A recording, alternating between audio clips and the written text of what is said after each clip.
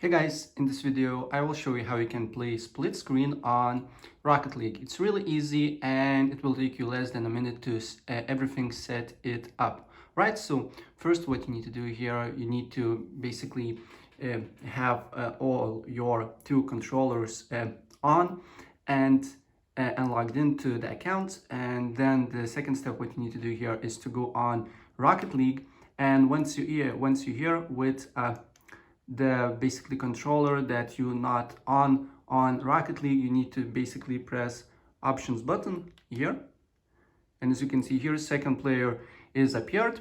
And if you want to play Rocket League basically one-on-one with your friend, what you need to do here is to press play, and then you need to go on custom games, go with a private match, and then create private match.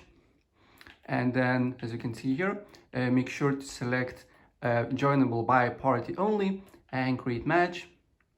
And basically now you can play with your friend one-on-one on Rocket League with split screen. Alright, so guys, that's pretty much it. If I help you out, please press like button and subscribe for more. Take care, bye.